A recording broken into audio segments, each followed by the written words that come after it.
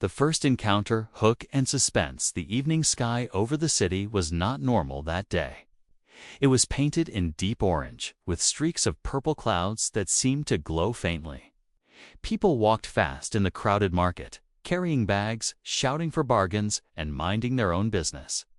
No one noticed the little girl standing in the corner. She was small, maybe 6 or 7 years old. Her dark hair was messy, her clothes torn at the edges. Her bare feet were covered in dust. But what made her different were her eyes. They shone faintly, as if tiny stars were hidden inside them. She stood still, not crying, not speaking, only looking around with fear.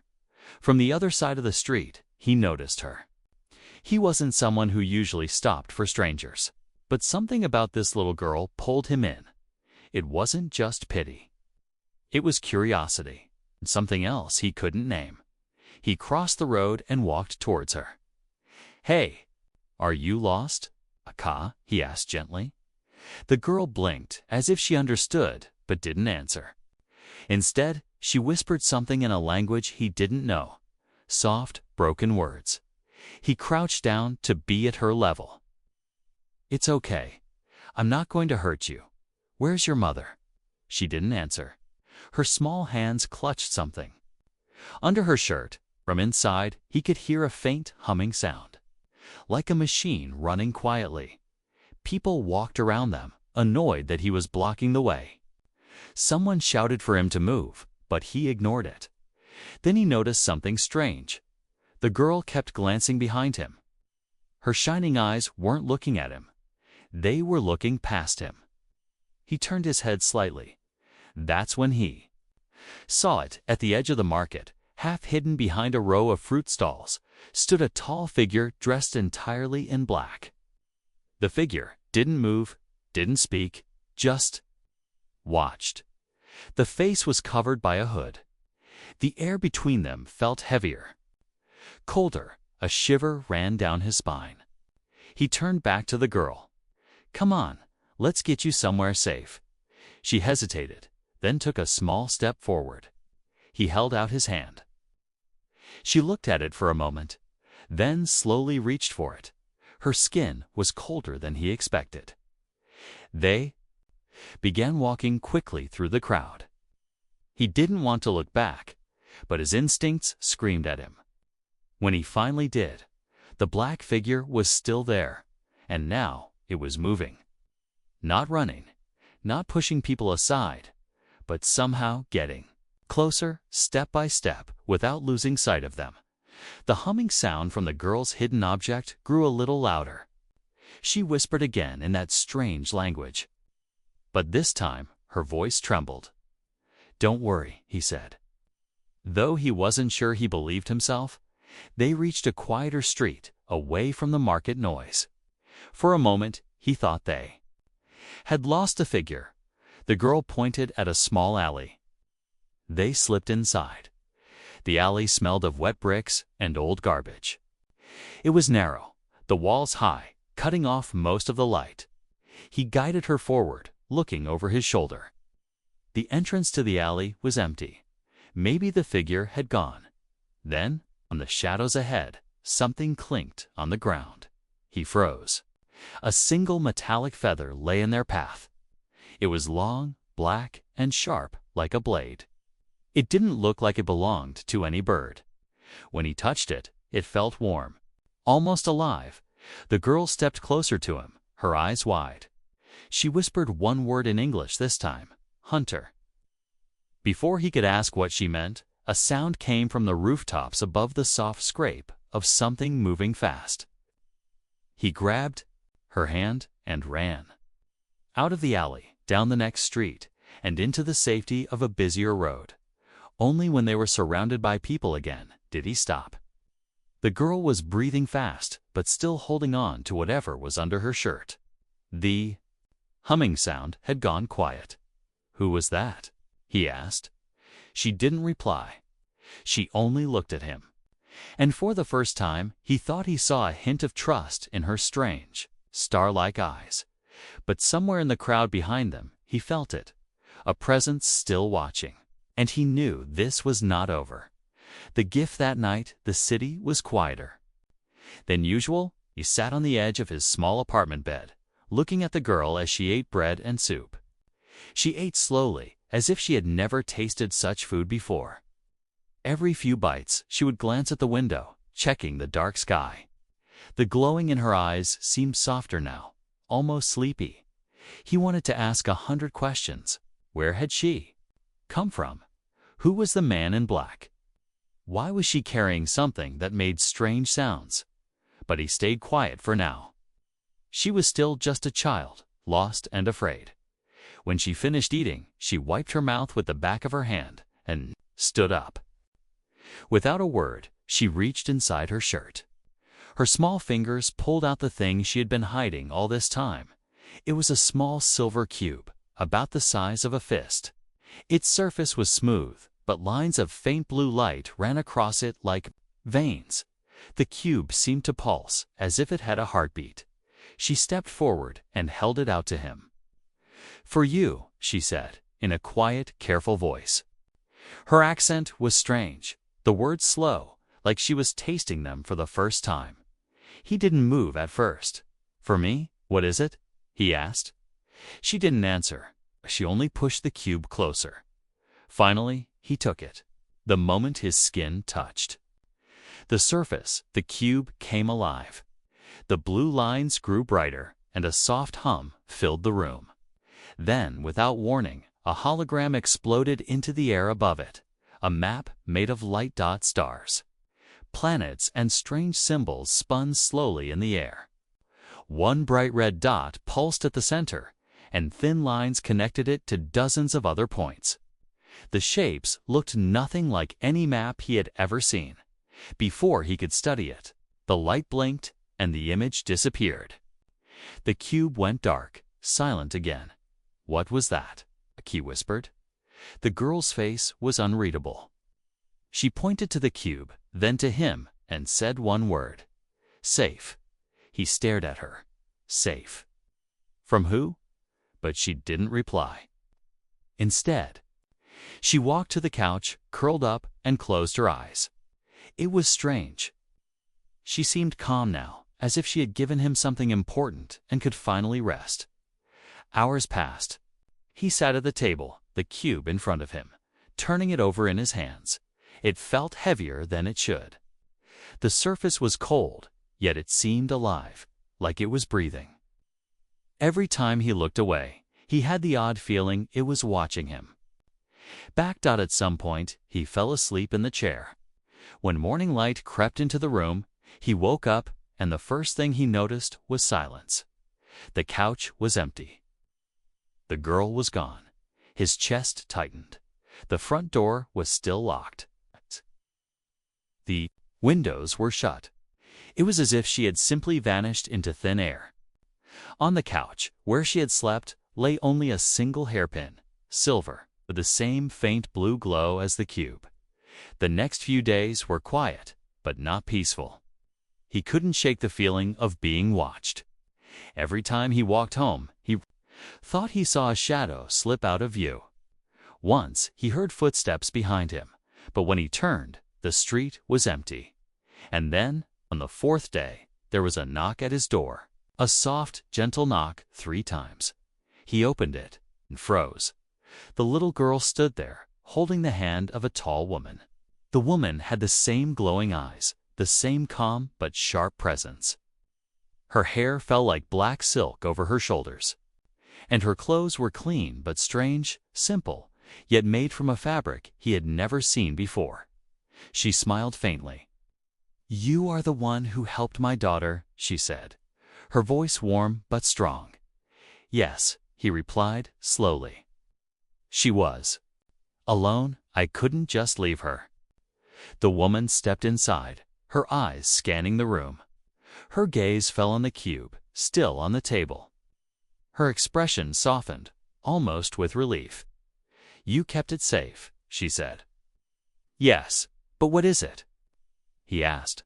Instead of answering, she turned to the girl. The girl nodded, and the woman looked back at him.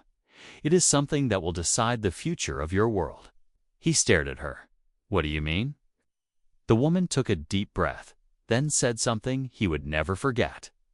We are not from here, and now we need your help. The returner room was silent except for the faint ticking of the clock. He stood there, frozen, trying to understand what the woman had just said. Not from here. He glanced at the little girl, the same small face, the same star-like eyes. And now, standing beside her, this woman looked like an older version of her, but with a strength that was hard to ignore. You're saying you're not from Earth? He asked carefully. The woman didn't flinch. Yes, we are not of your world, but we have lived here, hiding, for many years. She stepped closer to the table, her gaze fixed on the silver cube. My daughter should never have been alone. That was dangerous. And yet you protected her. He rubbed the back of his neck. Anyone would have done the same. Her eyes softened. No, not anyone. The girl tugged at her mother's hand and whispered something in that strange language. The woman smiled slightly, then turned back to him. She told me, but you did not leave her. Even when you were afraid, even when the hunter followed. The word hunter sent a shiver down his spine. I've seen him, he said, tall, black clothes, watching. The woman's expression grew dark. They are not men, she said quietly. They are made to track us, to bring us back, or destroy us. He swallowed hard. And the cube? Why give it to me? The woman took the cube in her hands. It came alive instantly, the blue veins glowing, the hum filling the air. A star map appeared again, but this time it stayed longer. Her finger touched one glowing point and the image shifted, showing a swirling blue planet surrounded by strange rings of light. This is our home, she said, far beyond your sun. It is dying, and the only hope is here. He frowned. Here, on Earth. Yes, she replied. Long ago, we placed something inside your world. A machine buried deep. It can restore our planet, but it can also protect yours from what is coming. He stared at her. And you want me to help you find it? The woman shook her head. Not just find it, activate it. He leaned back, trying to take it all in. I don't understand. Why me? The woman's eyes locked on his. Because the machine will only respond to a human. Someone with courage, with loyalty. Someone my daughter trusts. She chose you. The girl looked up at him and gave a shy smile. For the first time, he noticed it. A tiny scar on her wrist, shaped like a crescent moon. It glowed faintly, like the cube. He looked away, uneasy. This is a lot to believe, he said. I know, she replied. But you must believe. Before it is too late. The hunters are already here. They will not stop. And when they find the cube, it will end everything. A knock suddenly echoed from the door. 3 heavy knocks, nothing like the soft tap from earlier. The woman's face hardened. She gestured to the girl, who ran to the back of the room. Then she looked at him. Do not open it. He stepped closer to the window and peered out. The hallway beyond the door was empty, but he felt it, the same heavy, cold presence he had felt in the market. The knocking came again, louder this time. Then silence. When he turned back, the woman was already holding the cube close to her chest. We cannot stay here, she said. They have found us. He grabbed his coat and keys. Where will we go? The woman looked at the girl, then at him. Somewhere they cannot follow, at least for now. They slipped out through the back staircase, moving quickly into the dark streets. The air outside was cold, but the tension made it feel even sharper. The woman led the way, taking strange paths, alleys, side roads, even climbing over a small fence. It was clear she knew how to avoid being seen. Finally, they reached an old, abandoned warehouse. Inside, the walls were covered with dust, and the air smelled of metal and rain. But in the center of the room, hidden under a tarp, was something unexpected, a sleek, silver vehicle that didn't look like anything built on Earth. The girl climbed inside first, her eyes bright with excitement. The woman turned to him. "This is only the beginning. If you choose to help us, there is no going back to your old life." He looked at her, then at the strange machine, then back at the door they had locked behind them. Somewhere out there, the hunters were still searching. Finally, he nodded. "All right, I'll help you." The woman's serious face softened into a smile. "Then you have already taken your first step toward saving more than one world." The truth, the silver vehicle hummed softly as it came to life. Lights along its sides glowed a pale blue, and the air inside felt warmer than the cold warehouse around them. The man sat in the front passenger seat, still trying to believe what he was seeing.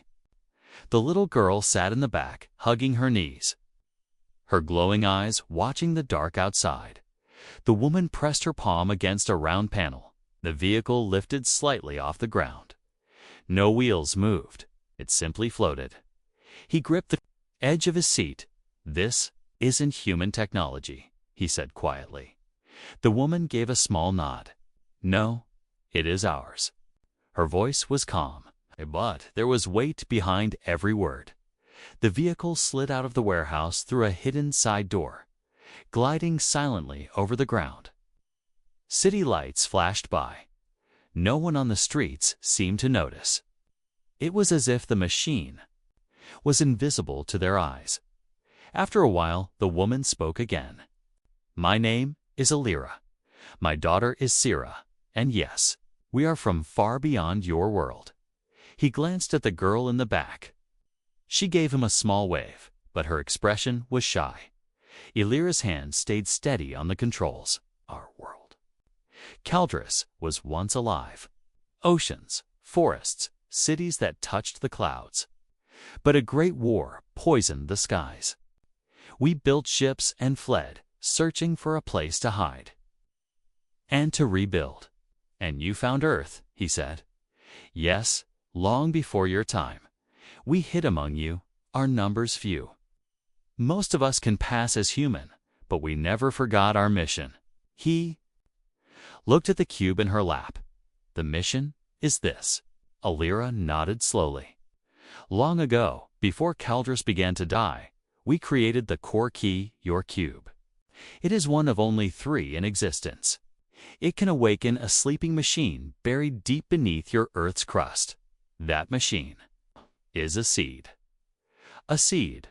Yes, a seed that can grow a living shield around a planet. It can heal poisoned skies, stop falling stars, and protect against what is coming. Her eyes darkened at the last words. He frowned. "What's coming?" "The hunters are not the only danger," she said quietly. "They were created by another race, one that destroys worlds for resources. They will find Earth as they found ours. The hunters come first to remove any who can fight back, then the destroyers follow." The man's chest felt heavy. "You're telling me Earth, my home, could be destroyed like your planet?" Alira met his gaze. "Yes, unless the core is activated, and only a human can do it." He looked down at his hands. "Why only a human?"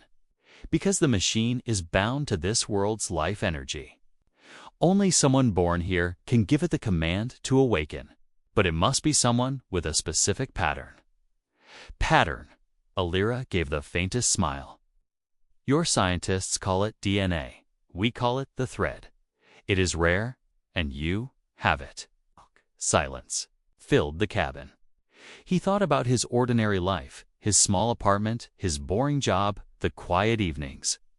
And now this woman was telling him that his blood carried something that could save the planet. Finally, he said, "So, what happens if I say no?" Alira's eyes softened, but her voice stayed firm. Then the core will remain asleep. The hunters will take it, and Earth will be unprotected when the destroyers arrive. Sierra leaned forward suddenly, her small voice breaking the tension. "I trust you," she said simply. Those 3 words hit harder than anything her mother had said. The hum of the vehicle deepened. Alira glanced at a glowing panel. "They've found us." "What?" "They've locked on." "Hold on." Without warning, the vehicle shot upward, rising above the rooftops. Through the window, he saw black shapes moving below, not just one hunter, but several. They glided like shadows, their cloaks rippling without wind.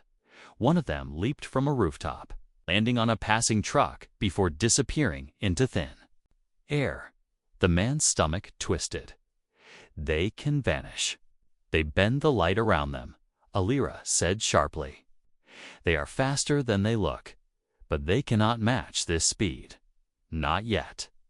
A glowing streak shot past the window. A projectile. It missed, but the air shimmered where it passed, like heat rising from asphalt. "They're firing something," he shouted. "Pulse rounds," Alira replied, steering sharply to the right. "If they hit us, the core will be damaged." The man gripped the seat. "Where are we going?" "To a place your kind forgot long ago," she said. "A place where the core can be prepared." The city lights vanished behind them as they flew toward dark hills. Wind whipped past, though the vehicle itself was silent. In the back, Sierra clutched her mother's arm. "They're still behind us," she said softly. "I know," Alira replied. The man turned to look, and his heart sank. Far below, the black figures moved like ants, but even from this height, he could see the faint red glow of their eyes. And they were not slowing down. Alira pushed the controls forward. The vehicle climbed higher, the air growing thin. Below, the last city lights faded, replaced by endless darkness. The man leaned closer to her. "Tell me the truth, Alira. If I help you, what happens to me?" She glanced at him, her voice calm but filled with meaning. "If you help, you will never be the same. The core changes those who touch its heart. You may not be able to return to the life you know, but you will live to see a world that survives." He sat back, feeling the weight of her words. Outside, the stars looked close enough to touch. Inside, the cube glowed softly in Alira's hands, as if it knew its time was coming. Far below, the hunters kept moving, and he realized this was only the beginning of something much bigger than himself. The decision the silver vehicle touched, down on a flat, rocky plain. Above them, the night sky stretched wide and endless, stars glimmering like cold fire. The place felt empty, too empty. No roads, no buildings, only stone and wind. The man stepped out slowly, his shoes crunching. Against the dry earth, the air was sharp and cold, making each breath visible. Behind him, Alira emerged, carrying the cube close to her chest. Sierra followed, her small feet moving quickly to keep up. "This doesn't look like a place to hide," he said, scanning the horizon. Alira's gaze stayed fixed on a jagged cliff in the distance. "It's not just a cliff," she replied. "It's the entrance to something your kind has forgotten for thousands of years." They began walking, the wind pressing against them. The man glanced over his shoulder. The vehicle was still, humming softly, but it was now cloaked, blending into the color of the rocks. "How long do we have before they find us?" he asked. Alira didn't look back. "Not long. No. The hunters are patient. They do not rush. But once they close in, there will be no running." As they reached the base of the cliff, Alira placed the cube against the rock face. The blue veins lit up brighter than ever before. The stone groaned and shifted, splitting open to reveal a narrow passage, glowing faintly with the same blue light. The man stared. "This has been here." "The whole time, yes," Alira said. "Your ancestors once knew of it, They helped us hide the core here. But over the centuries, they forgot, and it became nothing more than a myth. They stepped inside. The walls pulsed with light, almost like they were alive. The air was warmer, filled with a low hum, as if the entire place was breathing. The passage opened into a vast underground chamber. In the center stood a towering structure, a machine unlike anything he had ever seen. It was shaped like a great tree, its metallic branches reaching into the walls and ceiling, as if rooted in the planet itself. Blue streams of energy ran through its frame, but they flickered weakly, like a dying heartbeat. "This," Alira said, her voice softer now, "is the world seed. It sleeps. It waits for the core." The man stepped closer. "So I just put the cube in, and it works." Alira's gaze darkened. "No. Once the core is placed, it will ask for a key. A living key. You." He turned to face her fully. "What does that mean, exactly?" "It means," she said carefully, "that you will have to link your life to it. Your mind, your heart. The core will draw from you. It will change you. Forever." He felt a knot tighten in his stomach. "And if I say no," Alira didn't look away, "then the core will remain silent. The world seed will die. And when the destroyers come, Earth will have no defense." Sira stepped forward, her small voice breaking the heavy silence. "If you do this, you will be part of our family," she said. "Forever." He blinked, taken aback. "Family." She nodded. "Seriously. The seed will protect you, just like you protect us." He stepped back, rubbing his face. The weight of the decision pressed down on him. This wasn't just about helping strangers anymore. It was about giving up the only life he had ever known. He thought about his small apartment, his quiet mornings. His job, none of it had ever felt important, but this. This was bigger than anything he could imagine. He looked at Alira. "If I do this, what happens to me?" Her voice was steady, but there was sadness in her eyes. "You may live far longer than a human, or not at all. You may remember your life, or forget it entirely, but you will not be the same." He swallowed hard. "And if I die doing this," Alira's answer came without hesitation, "then both our worlds will remember you as the one who gave them a future." The ground shook suddenly, a deep rumble echoing through the chamber. Alira's head snapped up. "They're here," she said sharply. From the passage they had come through, faint red lights began to flicker. The man felt his chest tighten. "The hunters? Yes, they've found us." The blue veins along the walls brightened as the cube in Alira's hands pulsed faster. The world seed seemed to wake, sensing the core's presence. Alira turned to him, her voice urgent now. "Decide, now." He looked at the machine, then at Sarah, then back to the dark tunnel where the red lights grew closer. Every instinct screamed at him to run, but another part of him, the part that had stepped forward to help a frightened girl in the market, wouldn't let him turn away. He took a deep breath. "What do I have to do?" Alira placed the cube into his hands. "Put it in the heart of the seed, and do not let go, no matter what happens." The rumble grew louder. Shadows began to stretch along the walls. He stepped toward the machine, the cube glowing brighter with every movement. Behind him, Alira and Sira stood ready, their eyes glowing like stars. In the dark, the hunters were almost at the door. There was no more time. He pressed the cube into the center of the world seed, and the chamber exploded with light. The moment the cube touched the heart of the world seed, the entire chamber came alive.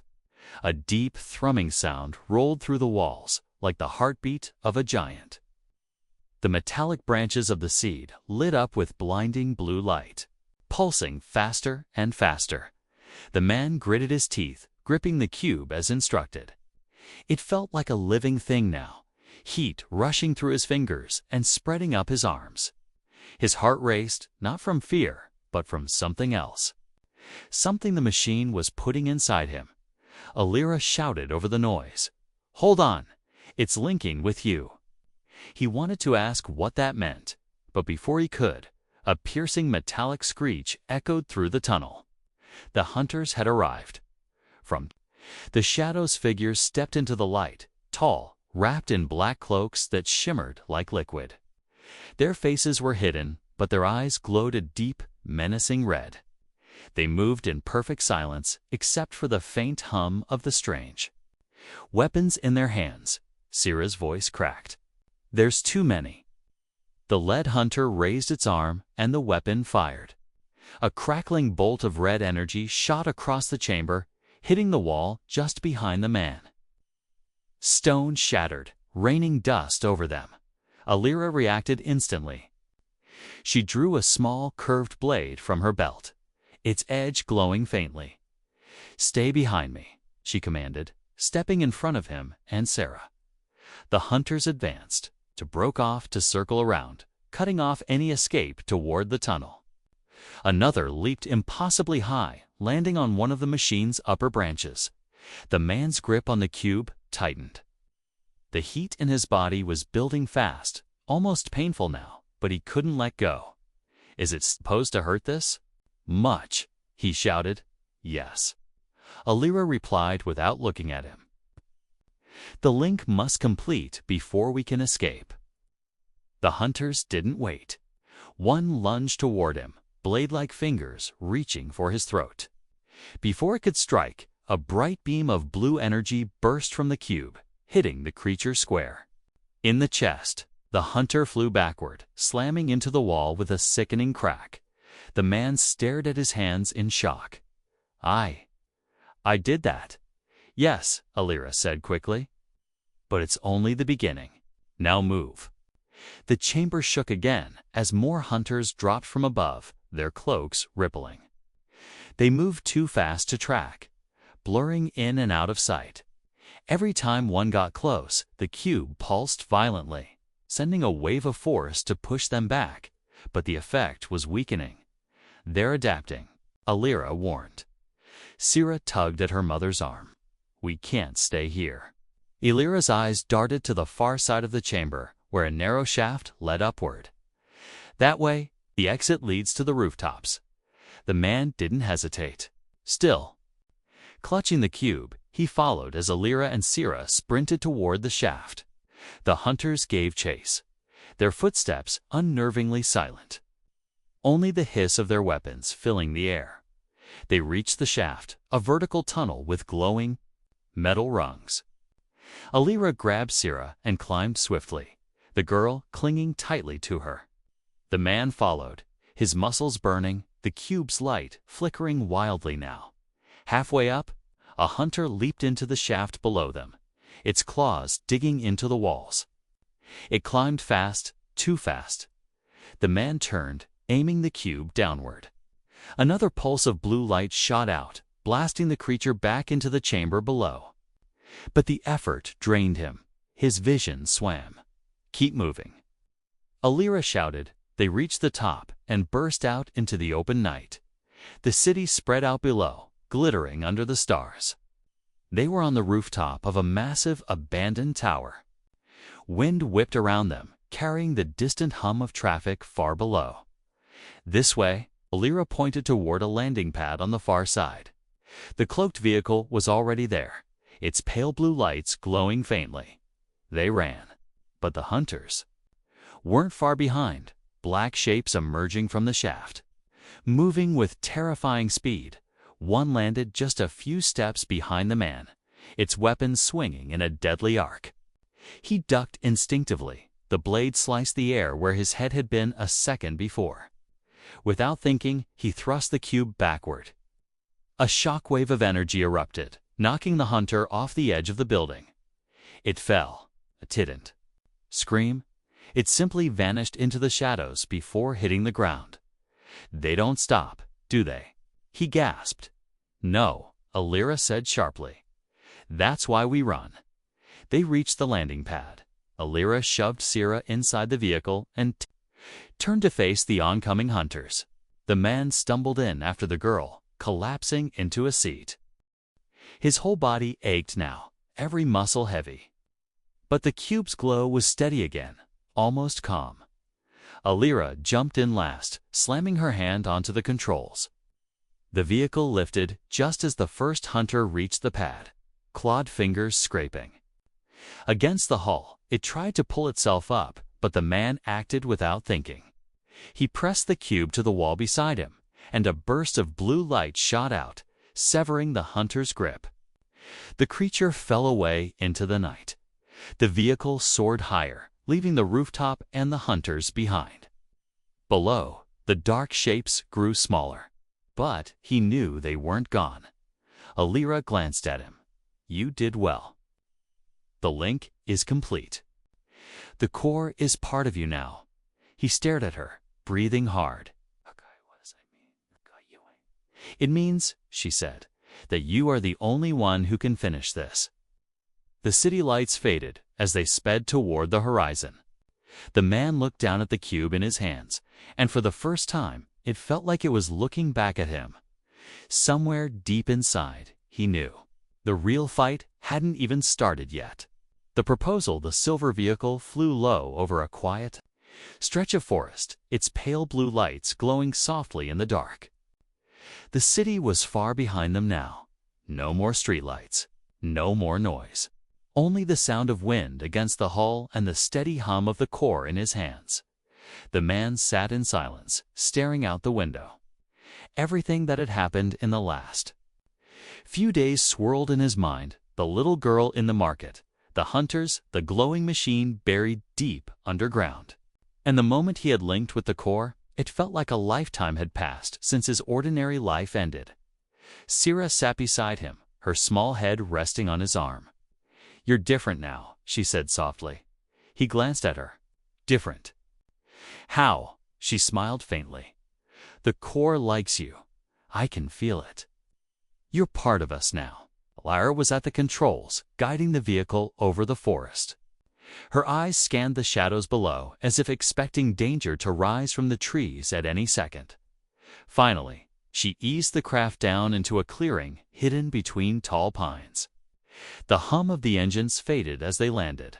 "This is safe," she said. "For now." The man stepped out, breathing in the cold night air. The ground was soft with moss, and above them, the sky stretched wide, filled with more stars than he had ever seen from the city. For the first time in days, there was no immediate threat, no hunters, no running. They set up a small fire near the vehicle. Sira curled up under a blanket, quickly drifting to sleep. The man sat across from Alira, the cube resting on his lap, its glow casting pale blue light on their faces. She studied him for a long moment. "You've done more than I expected," she said quietly. He gave a small laugh. "I didn't exactly have a choice." "You always had a choice," she replied. "Even in the market, when you first saw Sira, you could have walked away. But you didn't." He shrugged, looking at the fire. "I couldn't." Something in her eyes. It felt like she was asking for help without saying a word. Alira's expression softened. "She told me she felt safe with you. That's rare for her, even among our own people." The silence stretched between them, filled only by the crackle of the fire. Finally, he asked the question that had been in his mind since the chase. "So what now? Do we hide forever? Or keep running until they catch us?" Alira's gaze was steady. "No, we prepare. The hunters will come again, but when they do, we will be ready. And when the destroyers follow, the core will protect this world and me." He asked. "You are bound to it now," she said. "Where the core goes, you go. Where Sira and I go, you go too." He frowned. "That sounds like I'm part of your family or something." Alira didn't look away. "You are, whether you accept it or not." The words hit him harder than he expected. Family, he had never thought much about it before. He lived alone, kept to himself, never letting anyone too close. But now, this woman and her daughter had pulled him into something bigger than he ever imagined. She shifted closer, her eyes reflecting the firelight. "There's something else," she said softly. Something I didn't plan to say until the danger was over. He looked at her, waiting. Elira's voice was steady, but her eyes were warmer than he had ever seen them. "I want you to stay with us, not just because of the core, not because you're the one who can activate it, but because I want you, and Sira wants you too." He blinked, caught off guard. "Are you?" "Asking me to?" "Yes," she said, before he could finish. "To be part of our lives, to be my partner, to be Sira's father." The fire crackled louder, as if marking the weight of her words. He stared at her, searching for the right thing to say. This wasn't just about romance. It was about stepping into a role that meant responsibility, trust, and love. He thought about Sira's small hand in his when he first found her, about Elira standing in front of him, ready to fight the hunters to protect him, about the way they looked at him now, not as a stranger, but as someone who belonged. Slowly, he nodded. "If I stay, there's no going back to my old life." Elira's smile was faint, but full of meaning. "Your old life is gone already. You just have to accept it." He looked over at Sira, sleeping peacefully by the fire. Then he looked back at Elira. "All right," he said finally. "I'll stay, not because of the core, but because I want to." Elira reached across the space between them, taking his hand in hers. The touch was warm, grounding him in the moment. "Then it's decided," she said. Before he could answer, the cube in his lap pulsed brightly, casting long shadows across the clearing. He and Elira turned toward it. The light wasn't random. It was rhythmic, like a signal. "What's it doing?" he asked. Elira's expression turned serious. "It's not finished. The link was only the beginning. Something else is waking." They both looked up at the sky, where the stars seemed to shimmer strangely. Far in the distance, a faint red glow moved among them, too large, too slow to be a star. Elira's voice dropped to a whisper. "They're coming sooner than I thought." The man tightened his grip on the cube. The fire crackled, Sira slept, and the night seemed to hold its breath. The fight for Earth was far from over.